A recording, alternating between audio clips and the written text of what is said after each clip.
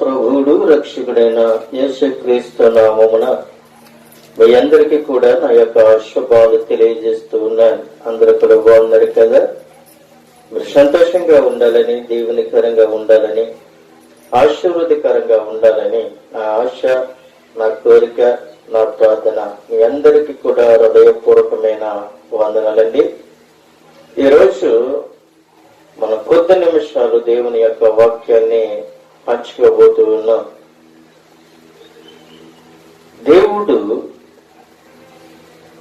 దేవుడు ప్రేమగల దేవుడు. దేవుని యొక్క ప్రేమ శాశ్వతమైనది.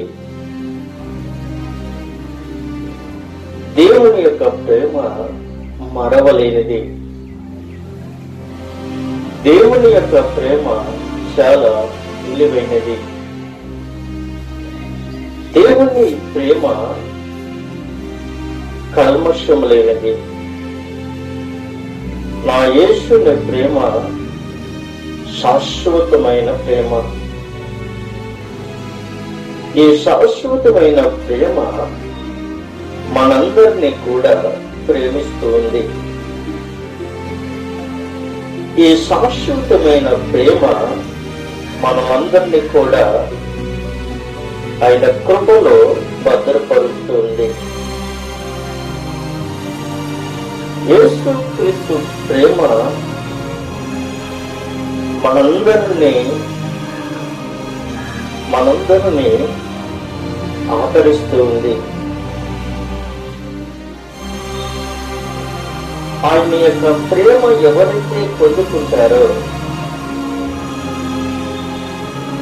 ఆయన ప్రేమ ఎంతమంది అయితే పొందుకుంటారో, ఆయన ప్రేమ పొందుకున్న వారు ఎన్నడనే కూడా ఆ ప్రేమని కోల్పోరు. మనుషుల యొక్క ప్రేమ శాశ్వతమైనది కాదు, దేవుని యొక్క ప్రేమ శాశ్వతమైనది. మనుషుల యొక్క ప్రేమ అంతంత మాత్రమే, కానీ నా ప్రభువైన యేసుక్రీస్తు యొక్క ప్రేమ అంతము లేనిది.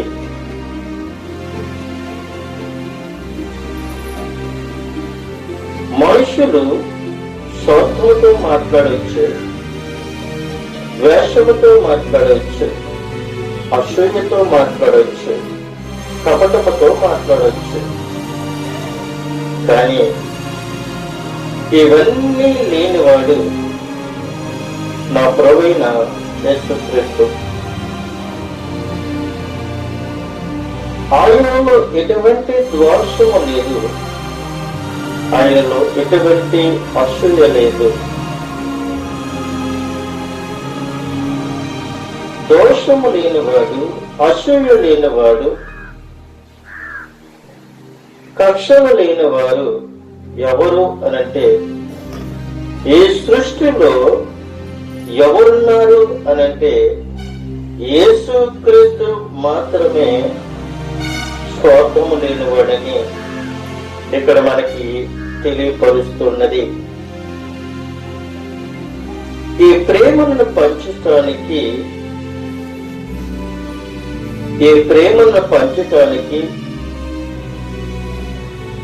ఆయన మార్గాన్ని తెలియపరచడానికి, ఆయన సువార్తను ప్రకటించడానికి ఒక వ్యక్తి భూలోకానికి ఆయన కంటే ముందుగా పంపబడి ఉన్నాడు. ఆయన ఎవరు అనంటే జకర్యా కుమారుడైన యోహాను ఈ భూలోకానికి యేసుక్రీస్తు కంటే ముందుగా ఒక 6 మాసాల ముందుగా ఆయన యొక్క మాటలను, ఆయన యొక్క మార్గములను తెలియపరచడానికి, క్రీస్తు ప్రేమను ప్రచురించడానికి, రక్షణ ఇవ్వడానికి, రక్షణలోనికి నడిపించడానికి ఆయన ఏమి ఇవ్వడానికి వచ్చాడు అంటే ఆయన మారు మనుష్య నిమిత్తము బాప్తిసం ఇవ్వడానికి ఈ లోకానికి వచ్చారు. యేసుక్రీస్తు యొక్క రక్షణని, యేసుక్రీస్తు యొక్క రాజ్యమును మనమందరము కూడా పొందుకోవాలని ఆయన ఈ లోకానికి వచ్చినట్లుగా మనకి తెలియపరుస్తున్నాడు. ఆయన పాప క్షమాపణ నిమిత్తము, ఆయన పాప క్షమాపణ నిమిత్తము బాప్తిసము పొందవలనని ఆయన ఎక్కడ ప్రకటిస్తున్నాడు అంటే యోర్దాను నది ప్రదేశమంతటా ప్రకటిస్తూ ఉన్నాడు.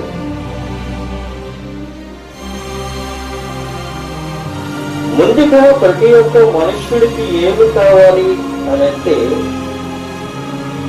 మారు మనసు అనేది చాలా ప్రాముఖ్యము.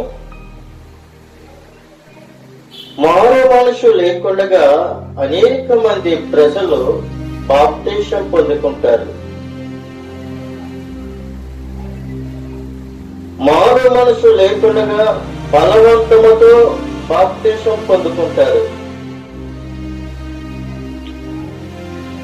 వాళ్ళు ఏం కలగాలి అంటే యేసుక్రీస్తు నా సొంత రక్షకుడని వాళ్ళు అంగీకరించి వాళ్ళ హృదయాలను మార్చుకొని వాళ్ళ మనసును మార్చుకొని ప్రభు రక్షణ నేను తీసుకోవాలి అని వాళ్ళు ఆలోచించినప్పుడే బాప్తిసం తీసుకోవాలి. కానీ తొందరపాటున వాళ్ళు తీసుకోకూడదని నేను తెలియపరుస్తూ ఉన్నాను. పెళ్లికి బాప్తిసము, పిల్లలకి బాప్తిసము, ధనానికి బాప్తిసము, ఆస్తులకి బాప్తిసము, గృహానికి బాప్తిసము, ఇవన్నీ సంపాదించుకుంటే బాప్తిసం తీసుకుంటానని చెప్పడం కాదు, కానీ క్రీస్తులో నేను ఉండాలి, క్రీస్తు ఎంబడి నేను నడవాలి, క్రీస్తు సువార్తని పాలభాగస్తుడనై ఉండాలి, దేవుని రాజ్యమునకు నేను వారసుడనై ఉండాలి అని ఎవరైతే అంగీకరిస్తారో వారు మాత్రమే దేవుని యొక్క రాజ్యానికి, దేవుని యొక్క పట్టణానికి వాళ్ళ వారసులు అవుతారని తెలియపరుస్తున్నారు.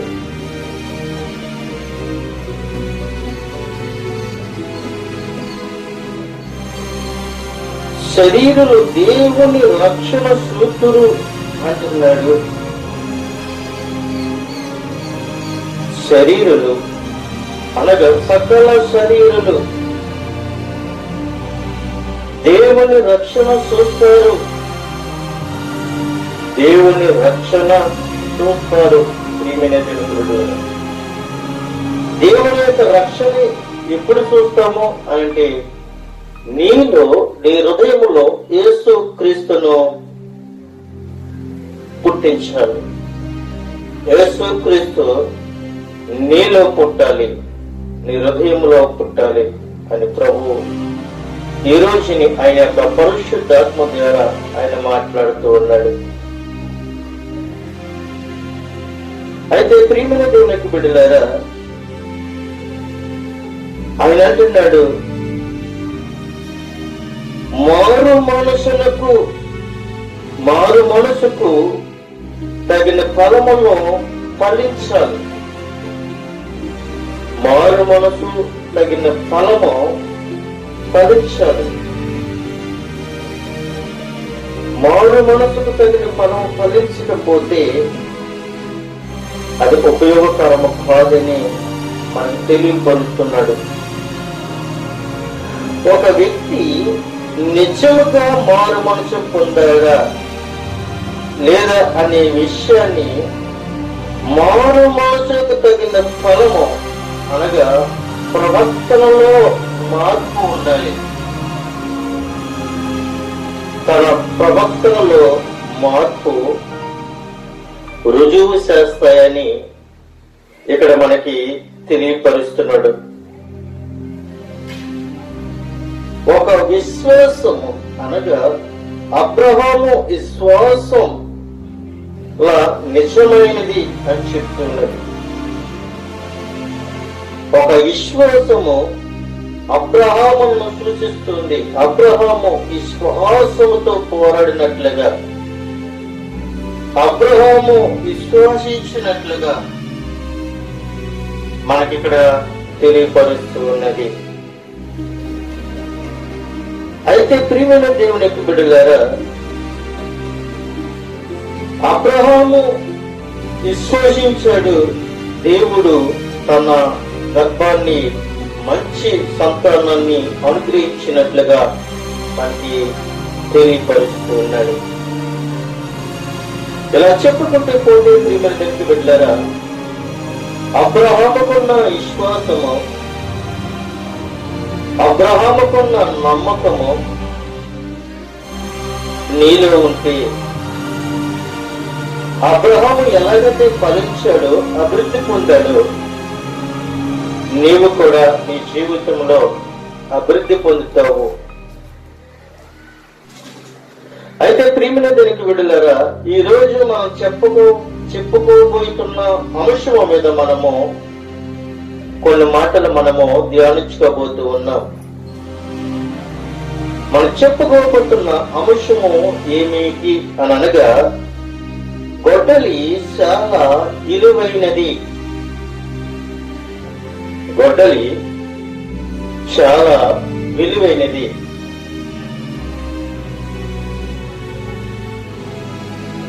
అయితే ప్రియమైన దేవుని బిడ్డలారా, లోకాసు సువార్త 3వ అధ్యాయము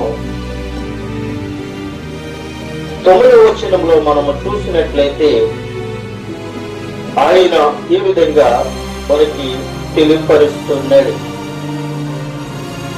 ఇప్పుడే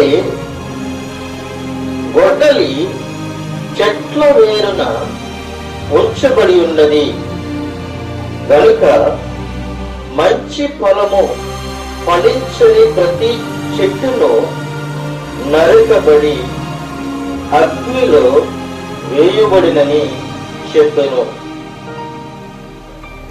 ఈ గొడ్డలి ఎక్కడ ఉంచబడినది అని అంటే, చెట్ల వేరున ఉంచబడినట్లుగా కనబడుతూ ఉంది.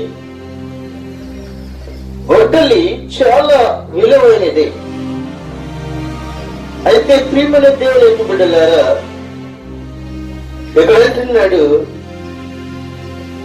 గొడ్డలి చెట్ల వేరున ఉంచబడి ఉన్నది అంటే, తీర్పు సమయంలో దేనికి పనికిరాదు.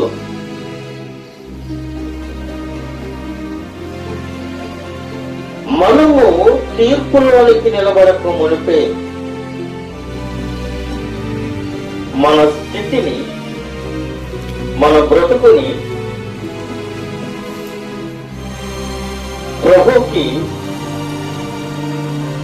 ప్రభు యొక్క సన్నిధిలో ప్రార్థన చేయాలి. ప్రతి ఒక్క మనుషుడిని ఎలా పోల్చాడు అని అంటే, చెట్టుతో పోల్చినట్లుగా కనబడుతూ ఉంది. ప్రతి మనుషుడిలో ఏముండాలి అని అంటే, విశ్వాసం ఉండాలి. రెండవదిగా ఏముండాలి అని అంటే, మారు మనసు ఉండాలి. విశ్వాసం ఉన్నప్పుడే, నీలో మారు మనసు ఉన్నప్పుడు నువ్వే కలుగుతావు అనంటే రక్షణ కలుగుతుంది. ఈ రెండు నీ జీవితంలో లేకపోతే, మారు మనసు లేకపోయినా, విశ్వాసము లేకపోయినా, మూడవది రక్షణ లేకపోయినా, ఏముంది, ఏమి నాటబడి ఉంది అంటే గొడ్డలి చెట్టున వేరున నాటబడినట్టుగా ఉంది.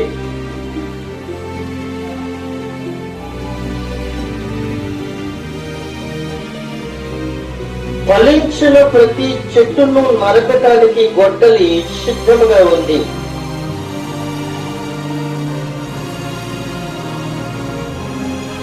చిన్నప్పుడు మనము విత్తనం వేస్తాం, విత్తనము చనిపోయి అది మళ్ళీ చిగురేసి మళ్ళీ మనకి చెట్టు తయారయ్యి ఆ చెట్టు ద్వారాగా అనేకమైన ఫలాలను మనకి ఇస్తుంది. అలాగే ప్రియమైన దేవునికి బిడ్డలారా,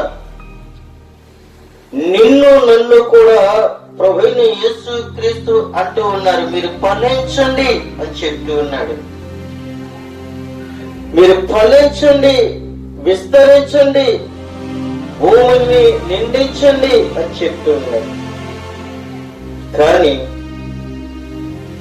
మన పాపముతో విస్తరిస్తూ ఉన్నాం, కక్షలతో విస్తరిస్తూ ఉన్నాం, ద్వేషాలతో విస్తరిస్తూ ఉన్నాం.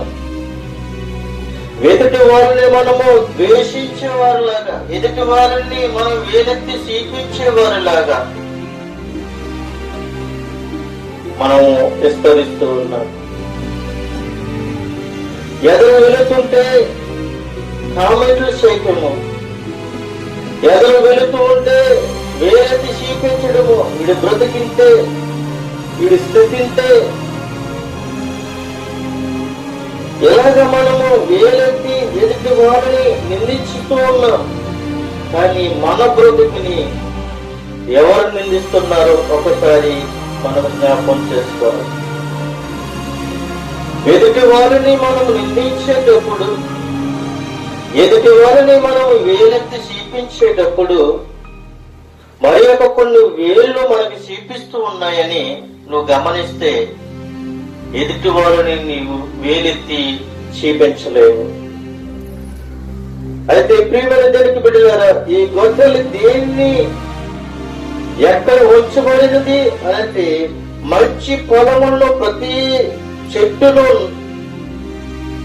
మంచి పొలాలు లేని చెట్టును నరకటానికి సిద్ధంగా ఉంది. మంచి పొలాలు ఫలించాలని చెప్తూ ఉన్నాడు. ఏ చెట్టైనా కావచ్చు, ఏ చెట్టైనా కావచ్చు ప్రియమైన దేవునికి బిడ్డలారా, అది కొబ్బరి చెట్టైనా కావచ్చు, అది ఈత చెట్టైనా కావచ్చు, లేదా అది కొజ్జరి చెట్టైనా కావచ్చు, అది పామాలి చెట్టైనా కావచ్చు, అది మామిడి చెట్టైనా కావచ్చు, అది ద్రాక్ష చెట్టైనా కావచ్చు, అది అంజూరపు చెట్టైనా కావచ్చు, అది ఏ చెట్టైనా కావచ్చు ప్రియమైన దేవునికి బిడ్డలారా, అది ఫలిస్తేనే ఆ చెట్టును వండిస్తారు, కానీ ఫలించకపోతే ఆ చెట్టును తీసివేస్తారు. అందుకే ఇక్కడైతున్నాడు, ఇప్పుడే గొడ్డలి చెట్ల వేరున ఉంచబడి ఉన్నది కనుక మంచి ఫలము ఫలించని ప్రతి చెట్టును నరకబడి అగ్నిలో వేయబడినని చెప్తున్నాడు. ఏ చెట్టునే కావచ్చు ప్రియమైన, మంచి ఫలాలు ఫలించకపోతే అది నరకబడడానికే గాని అది ఉంచబడడానికి కాదు అని చెప్తున్నాడు. అది మనిషి అయినా కావచ్చు, అది జంతువులైనా కావచ్చు, ఏదైనా కావచ్చు ప్రియమైన బిడ్డలారా,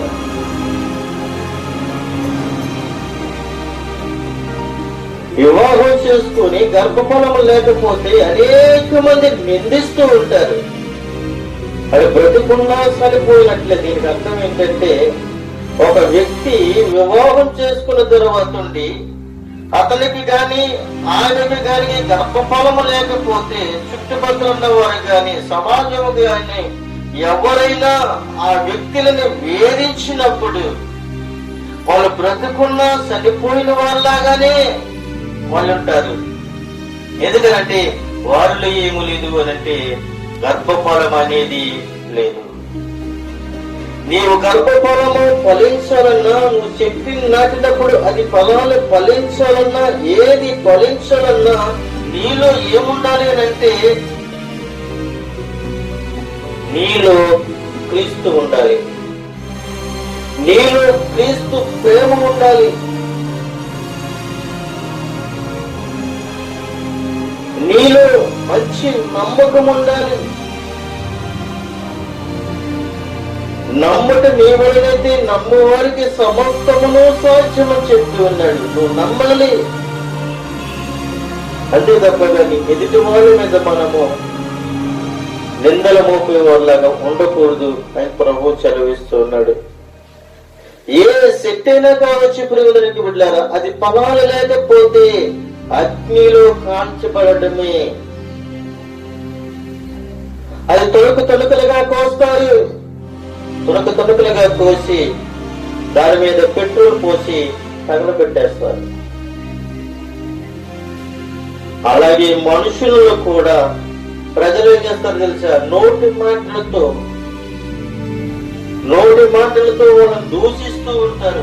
వీడికి పెళ్లి చేసుకున్నాడురా, వాడికి పిల్లలు లేదురా, పెళ్లి చేసుకుందరా, ఈమె పిల్లలు లేదురా, దీని మొహం చూడకూడదురా, వీడి మొహం చూడకూడదురా, ఇలాగా నేరాలు మోపుతూ ఉంటారు.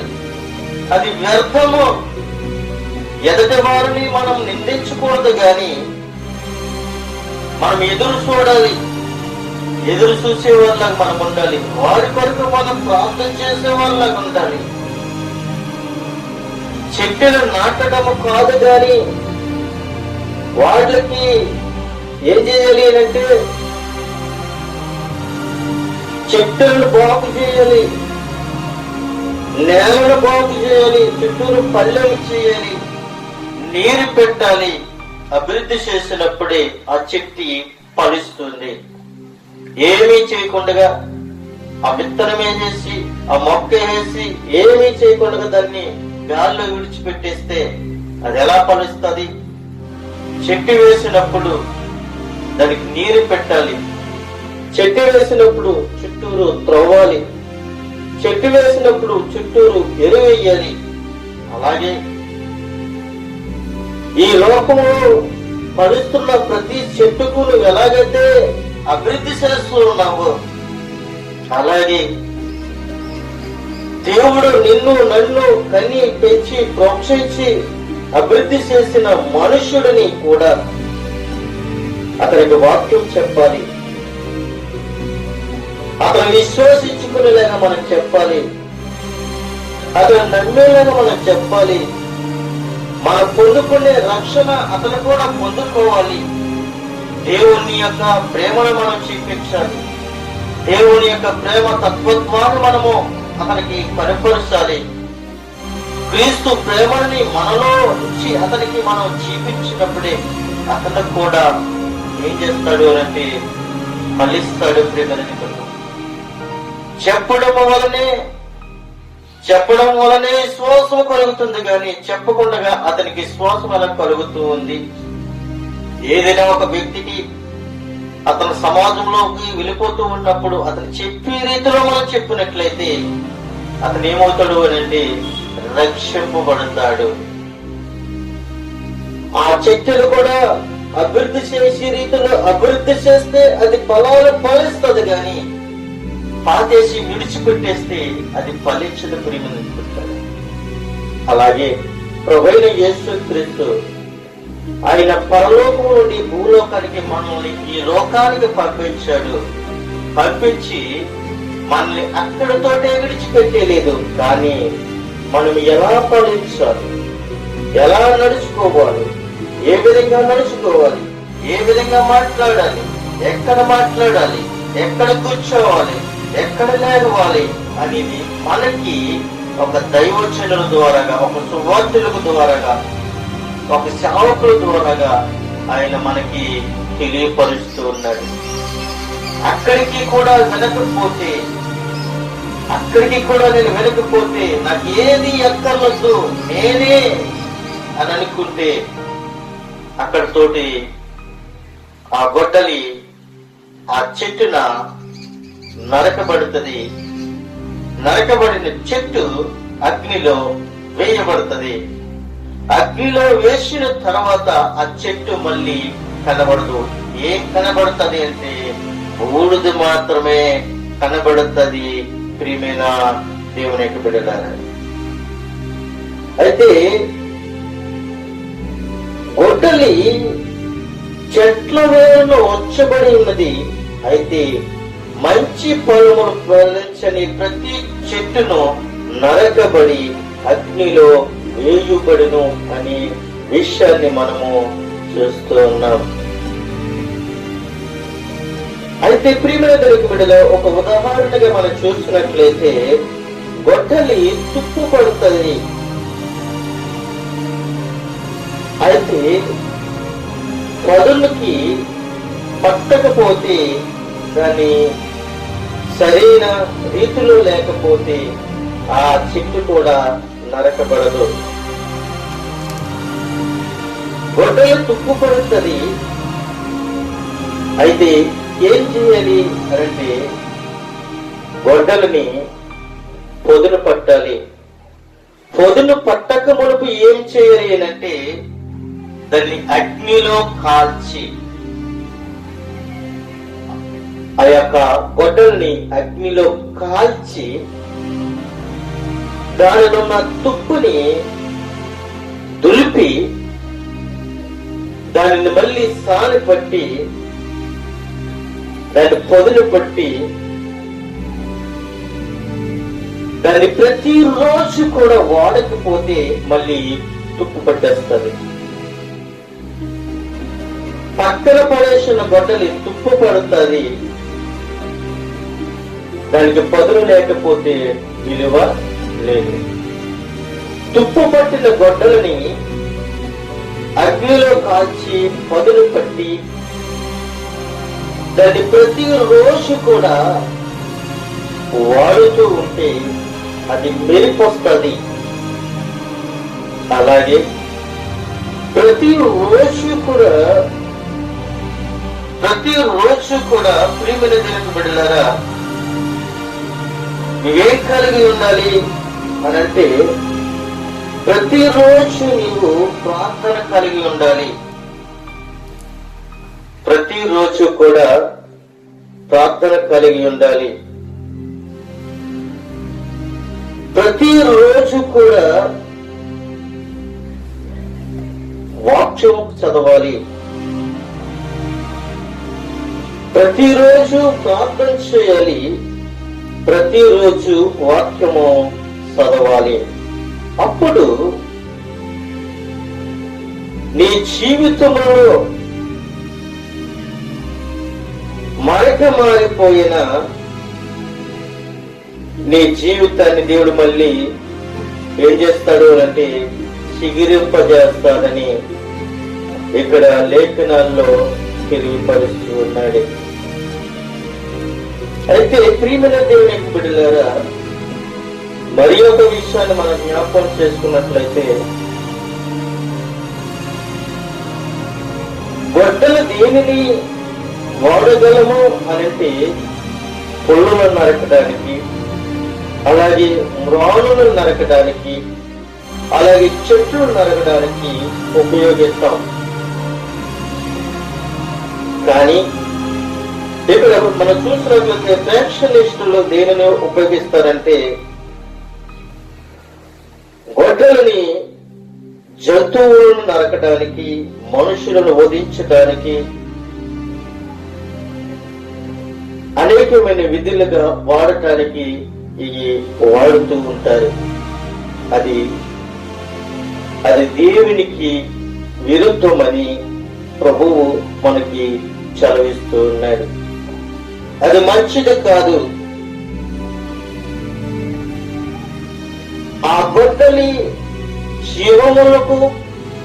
జీవాలకి ఉపయోగించటము కాదు, కానీ చెట్లకి ఉపయోగిస్తే చాలా మంచిది అని ఇక్కడ మనకి తెలియపరుస్తూ ఉన్నాడు. అయితే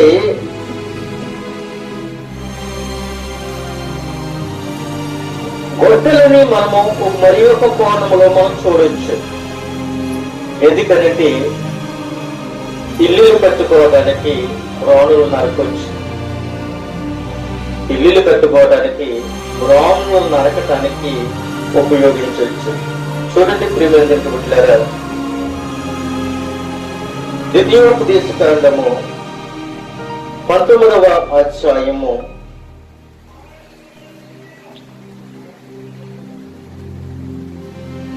మరి చూసినట్లయితే ఆయన కొన్ని మాటలు మనకి తెలియపరుస్తూ ఉన్నాడు.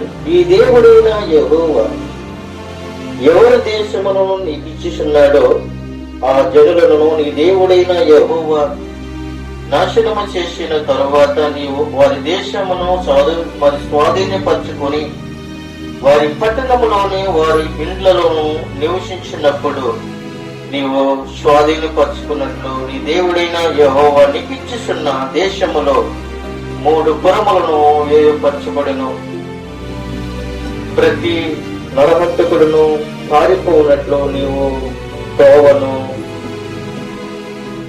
ఏర్పరచుకుని నీవు స్వాధీనపరచుకున్నట్లు నీ దేవుడైన యెహోవా నీకు ఇచ్చిచున్న దేశము యొక్క సరిహద్దులుగా ఉన్న పురములను 3 భాగములుగా చేయవలెను. పారిపోయి బ్రతుకు గల నరహంతకుని గూర్చి పద్ధతి ఏమనగా, ఒకడు అంతకు ముందు తన పొరుగు వారిని యందు పగబట్టి పొరబాటున వానిని చంపిన ఎడల, అనగా అతడు చెట్లు నరుకుటకు తన పొరుగు వానితో అడవికి పోయి చెట్ల నరుకుటకు తన చేతులతో గొడ్డలి దెబ్బ వేయినప్పుడు గొడ్డలి పిడి ఊడి వాని పొరుగు వారిని తగిలి వాడు చనిపోయిన ఎడల, వాడు అంతకు ముందు తన పొరుగు వాని యందు పగబట్టలేదు గనుక వానికి మరణదండన విధి లేదు. అయితే హత్య విషయంలో ప్రతి హత్య చేయవానికి మనసు కోపముతో మనుష్యు ఉండగా మార్గము దూరమైనందున వాడు నరహంతుకుని తరిమి వాని తెలుసుకుని వాని సాగుతున్నట్లు నరహంతకుడు పారిపోయి ఆ పురములో ఒకదాని యందు దోచి బ్రతుకును అని చెప్తూ ఉన్నాడు. అయితే ప్రియమైన దేవునికి బిడ్డలారా, గొడ్డల పని చేసినప్పుడు 2 వ్యక్తులు ఉంటారు. ఒక మురాలుని బద్దలు కొట్టినప్పుడు విడగొట్టినప్పుడు ఎదురు బొదరు ఉండి ఆ మురాలుని విడగొట్టడానికి ఒకరి తర్వాత ఒకరు గొడ్డలై వేస్తూ ఉంటారు. ఆ వేసి ఉన్న సమయంలో గొడ్డల పిడి అది కరెక్ట్ గా ఉన్నదో లేదో, అది లూజుగా ఉన్నదో లేదో, అది ముందుగా ఆ గొడ్డలు పనిచేసే వ్యక్తి చూసుకోవాలి. ఎందుకని అంటే చింగరగా నరికినప్పుడు ఏ హాని ఉండదు, కానీ ఎదురు బదులు నరికేటప్పుడు మాత్రము చాలా ఇబ్బందికరంగా ఉంటది. ఆ వేసే వ్యక్తి ఆ గొడ్డల దెబ్బ సరిగ్గా లేకపోతే, ఆ వేసే ఆ గొడ్డలు పని చేసే వ్యక్తి ఎదురు బదులు గొడ్డల పని చేస్తున్నప్పుడు అతను గొడ్డలు తీసుకున్నాడు, ఇతనే గొడ్డలు తీసుకుని ఎదురు బదులు ఉండి గొడ్డల పని చేసేటప్పుడు ఇతన్ని గొడ్డలి కరెక్ట్ గా ఉండాలి, ఎదుటి వ్యక్తి ఉన్న గొడ్డలి కూడా కరెక్ట్ గానే ఉండాలి.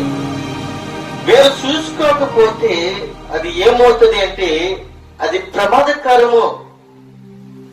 ఆ గొడ్డలు పని చేస్తున్నప్పుడు ఆ కామ గాని ఆ పిడి గాని ఆ గొడ్డలు గాని సరిగ్గా లేకపోతే ఎదుటి వ్యక్తికి ప్రమాదకరము, లేదు అంటే అతనికి అది ప్రమాదకరం అని ఇక్కడ మనకి తెలుస్తుంది.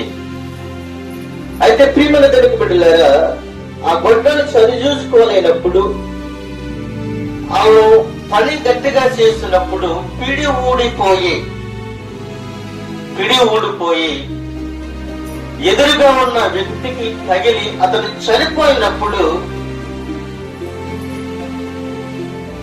అది పగబట్టి చంపునట్ల లేక పిడి ఊడిపోయి అతడు చనిపోయినట్ల అని మనము గమనించుకోవాలి.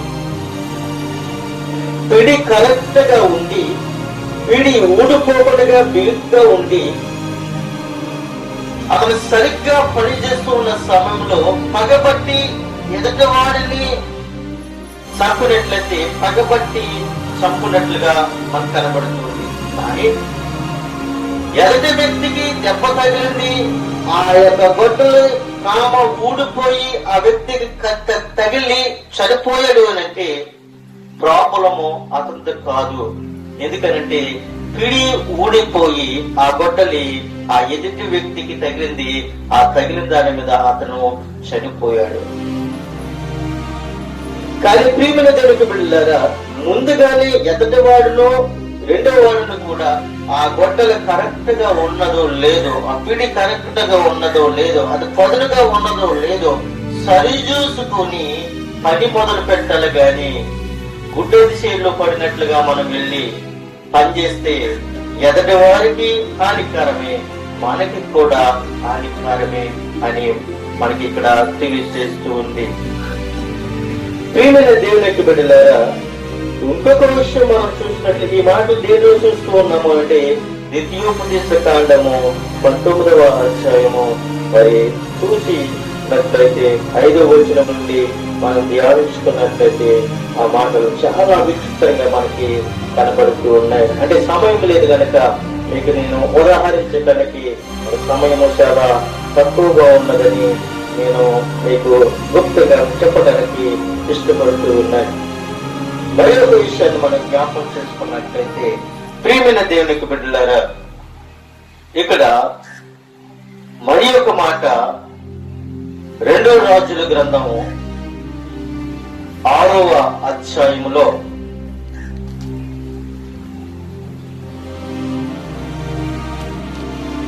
6వ అధ్యాయములో 5వ వచనము 6వ వచనము మనం చూసినట్లయితే అక్కడ మనకి కొన్ని మాటలు మనకి కనబడుతూ ఉన్నాయి. చూడండి ప్రియమైన దేవుని బిడ్డలారా, ఒకడు దూరము నరుగుచున్నప్పుడు గొడ్డలు ఊడి నీటిలో పడిపోగా వాడు అయ్యో నా ఏలిన వాడ, అది ఎరివి తెచ్చినది మొరపెట్టెను. ఇక్కడ ప్రియమైన దేవుని బిడ్డలారా, కొన్ని విషయాలుగా మనం చూసినట్లయితే ప్రవక్తల శిష్యులు యెషయా మరి ఎలీషా ప్రాంతాలలో అయితే ప్రియమైన దేవుని బిడ్డలారా, అంతట ప్రవక్తల శిష్యులు ఎలీషా యొద్దకు వచ్చి, ఇదిగో నీ యొద్ద మాకున్న స్థలము ఇరుకుగానున్నది, నీవు చెలవెత్తి మేము యోర్దాను నదికి పోయి తలా యొక్క మ్రాను అచ్చడి నుండి తెచ్చుకొని మరి ఒక చోట నివాసము కట్టుకుందామని మనము చేయగా అతడు ఎల్లుడని వారికి ప్రత్యుత్తరం ఇచ్చినట్లుగా అక్కడ మనకి కనబడుతూ ఉంది. చూడండి ప్రియమైన దేవుని బిడ్డలారా, కొంతమంది ప్రవక్త శిష్యులు ఎవరి దగ్గరకు వచ్చారు అంటే ఎలీషా యొద్దకు వచ్చారు. ఎలీషా యొద్దకు వచ్చి, అయ్యా నీ యొద్ద మాకున్న స్థలము చాలా ఇరుకుగా ఉన్నది, నీ యొద్ద ఉన్న స్థలము మాకు చాలా ఇరుకుగా ఉన్నది కనుక నీవు సెలవిస్తే మేము యోర్దాను నదికి పోయి తల యొక్క మ్రాను నరుకుని వచ్చి మరి యొక్క స్థలము మరి యొక్క ప్రాంతానికి అనగా మరి యొక్క స్థలములో అదే స్థలము మరి యొక్క చోటున మేము నివాసము కట్టుకుంటాము అని చెప్పి ఒక సలహా తీసుకుని వారు ఆ ఎలీషా దగ్గర మాట్లాడుతూ ఉన్నప్పుడు ఎలీషా అంటున్నాడు, మీరు వెళ్ళండి అని చెప్పాడు. వెళ్ళండి అని చెప్పిన తర్వాత నుండి ఒకడు, దయచేసి నీ దోషులమైన మాతో కూడా నీవు రావాలని కోరగా అతడు నేను వచ్చేదనని చెప్పి వారితో కూడా వెళ్ళాడు. మరి ఒక శిష్యుడు వచ్చి ఎలీషాతో అంటున్నాడు, అయ్యా నీవు కూడా మాతో కూడా వస్తే బాగుంటది అని చెప్పినప్పుడు ఎలీషా కూడా వారితో కూడా వెళ్ళారు. అయితే వారు యోర్దాను నదికి వెళ్ళారు. యోర్దాను నదికి వెళ్ళి అక్కడ మ్రానులు నరుగుతూ ఉన్నారు. వారితో ప్రవక్తలైన శిష్యులు యోర్దాను నదికి వెళ్ళారు. ప్రవక్త అయిన శిష్యులతో కూడా ఎలీషా కూడా వెళ్ళాడు. అక్కడ వారు యోర్దాను నదికి వచ్చి మ్రానులు నరుగుతూ ఉన్నారు. యోర్దాను నది పక్కనున్న ఆ చెట్టును నరుగుతూ ఉన్నారు వీళ్ళు. అది నదికి ఒట్టి పక్కన ఉన్న ఆ చెట్టును, ఆ మ్రానును నరుగుతూ ఉన్నారు. అయితే నరుగుతూ ఉన్న సమయంలో ఏం చేస్తాడు, దూలము నరుగుతున్నప్పుడు గొడ్డలు ఊడి నీటిలో పడిపోయింది. చూడండి ప్రియమైన దేవుని బిడ్డలారా, గొడ్డలు ఊడి ఎప్పుడైతే నీటిలో పడిపోయిందో ఆ వ్యక్తి అంటున్నాడు, అయ్యో నా ఏలినవాడా. ఎవరితో అంటున్నాడు? ఎలీషాతో అంటున్నాడు, అయ్యో నా ఏలినవాడా, ఇది నేను ఎరువు తెచ్చినది, నేను అప్పు తెచ్చుకున్నాను, ఎదట వాళ్ళ దగ్గర నుంచి ఈ యొక్క గొడ్డలను తెచ్చాను, అతనికి నేనేమి సమాధానం చెప్పాలి? పని కూడా పూర్తిగా అక్కడ జరగలేదు. ప్రియమైన దేవుని బిడ్డలారా, పూర్తిగా చెట్టును నరకలేదు. అయితే ఆ దైవజనుడు అది ఎక్కడ పడినని అతనిని అడుగుతూ ఉన్నాడు. ఎప్పుడైతే నా ఏలినవాడ ఇది ఎరువు తెచ్చినదని మొదలుపెట్టాడు, కన్నీరు కార్చాడు. ఆ ప్రవక్త అయిన ఎలీషా యొద్దకు వచ్చాడు. ఆ ఎలీషా అంటున్నాడు, అది ఎక్కడ పడినది అని అడిగినప్పుడు ఆ వ్యక్తి అతనికి ఆ స్థలమును చూపించగా ఆ పడిపోయిన స్థలము చూపించాడు. తీసుకుని వెళ్ళి ఆ దైవజనుడికి ఆ పడిపోయిన స్థలమును చూపించాడు. చూపించినప్పుడు ఆ దైవజనుడు ఏం చేశాడంటే ఒక కొమ్మ ఒకటి నరికి నీళ్ళలో వేయగా ఆ గొడ్డలి తేలిపోయింది. అంటే దైవజనుడిలో శక్తి ఉందా లేక ఆ యేసును కొమ్మ శక్తి గలదా అనంటే దేవుడు నాకు బయలుపరిచిన విధముగా మనం చూసినట్లయితే ఆయన అంటూ ఉన్నాడు,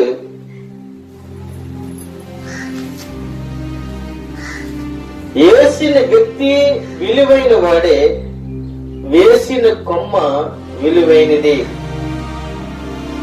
అయితే ప్రియమైన బిడ్డలారా, ఇనప పనిముట్ల కోసం ఇశ్రాయేలు ఐగుప్తులపై ఆధారపడిన కాలము గడిచి అప్పటికి 200 సంవత్సరములు అయినట్లుగా అక్కడ మనకు కనబడుతుంది.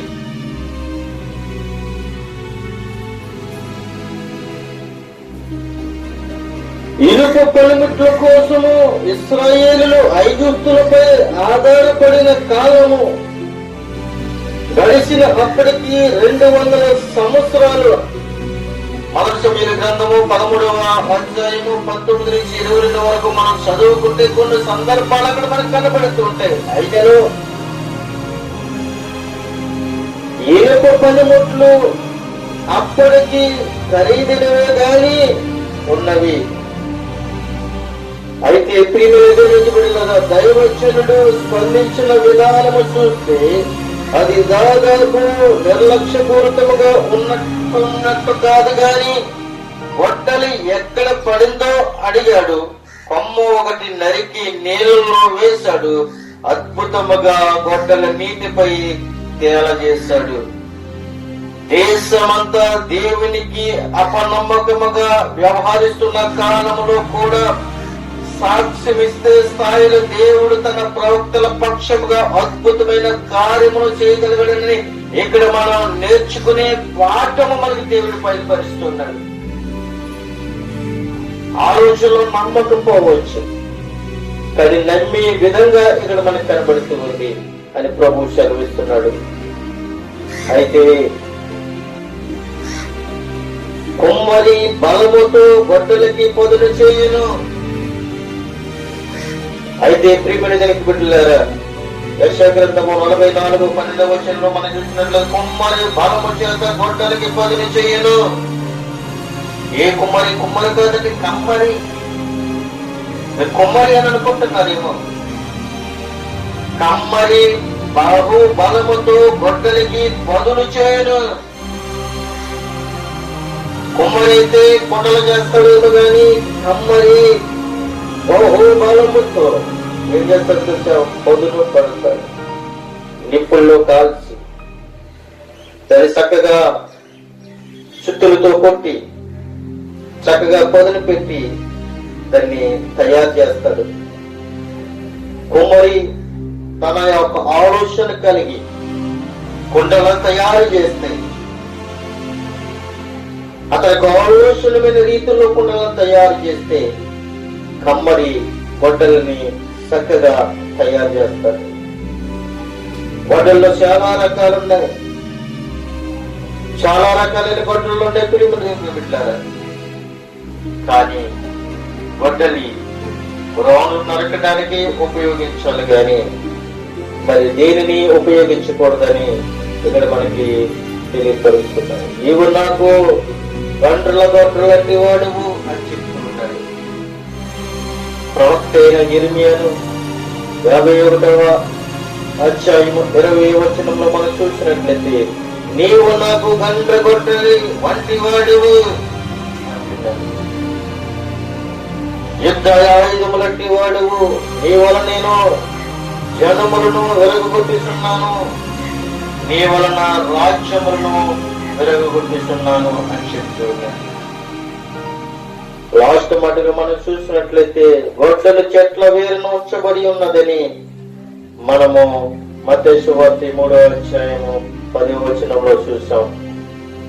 అదే లూకా సువార్త 3వ అధ్యాయము 9వ వచనంలో మనం చూసాం. ప్రియమైన దేవుని బిడ్డలారా, ఈ మాటలు నీ జీవితంలో, నా జీవితంలో గొడ్డలని ఎలా ఉపయోగించాలి, దేనికి ఉపయోగించాలి అంటే గొడ్డలి రాణులను నరకడానికి ఉపయోగించాలి. గొడ్డలి రాణులను నరికి ఇరికైపోతున్న స్థలములో గృహాలు కట్టుకోవడానికి ఉపయోగించాలి. గొడ్డలి సరైన రీతిలో మనం వాడకపోతే తుప్పు పట్టిపోతుంది. అలాగే సరైన రీతిలో మనం ప్రార్థన చేయకపోయినా, రక్షణ పొందకపోయినా, బాప్తిసం పొందకపోయినా మనము దేవుని యొక్క రాజ్యానికి వారసులము కాదని ప్రభు సెలవిస్తున్నాడు. ఈ మాటలు ప్రభు యొక్క వినికుడిలో దీపింపబడును గాక. ఆమేన్. దేవుని దేవునికి బిడ్డలారా, ఇంతవరకు కూడా అనేక మంది ఈ మాటలు విని మీరు కూడా మీ యొక్క గ్రంథాలను తెలిసి దేవుని యొక్క మాటలు విని రక్షణ పొందుకోవాలని నేను సంతోషిస్తూ ఉన్నాను. మనమందరం కూడా దేవుని యొక్క పని వారమే.